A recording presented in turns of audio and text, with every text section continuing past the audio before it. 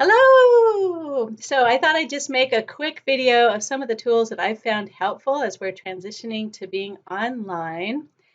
So one of them is how to set up a test using the Lockdown browser so students can have proctored tests at home for free. And the other one is how to make videos like this using the Camtasia software that you can download through VTAC support.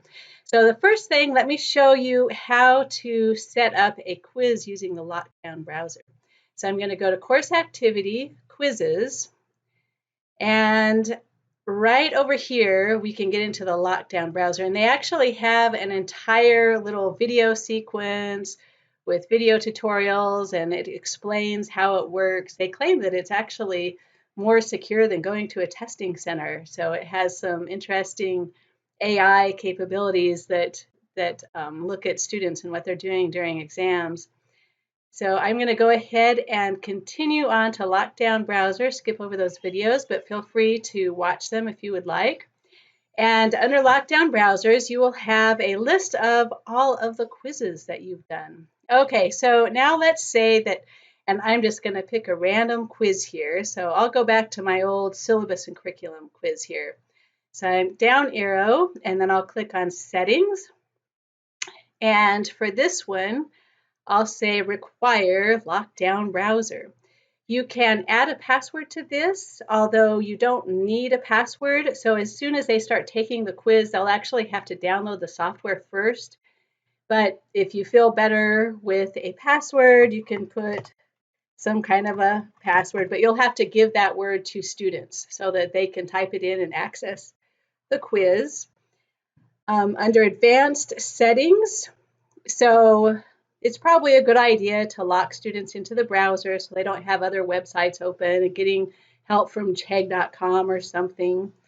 You can decide if you want to give them a calculator. I kind of let them use their own calculators, but that might be nice if they're not looking off the screen, because that kind of looks like they're cheating if they're not focused on what the computer is. If they're like looking over here, the AI will catch that and say, oh, let's review their video and see if they're cheating. Okay, so there's a lockdown monitor, which kind of locks down the internet of it. There's also the monitor webcam set. So this actually, so I'll go ahead and continue to respondus monitor. This will use their webcam on their computer. So hopefully they have a webcam on their computer, or they can find a computer with that on it, but this will actually videotape them while they're taking the test, as well as lock them out of other internet sites. So it records a video of them taking the test, and then if anything strange happens, like they're opening up other websites or they're taking too long for the exam or something, then it will show you the sketchy things that might have happened. But you're not required to like sit and watch everybody take their test for the entire thing. You'll just watch, maybe a couple of flagged items, and you can ask students what was going on there. So anyways, they'll show their ID card, and then the computer will do facial recognition to make sure that the right person is taking the test, and then they monitor the student through the entire test. So once you have all of your settings complete, go ahead and save and close. And then in your list of quizzes, you'll be able to see that that particular quiz is now locked with Respondus Monitor and the Lockdown browser. It'll actually change the name of the quiz. So let's see. So here it says required, required, and those are under the headings of Lockdown browser and Respondus browser. When you go into the quizzes, it will actually then have that as part of the quiz name. So it says requires Lockdown browser and webcam, and it has a little password. So that's a really nice feature to use so that students can take exams from home. So that's very nice.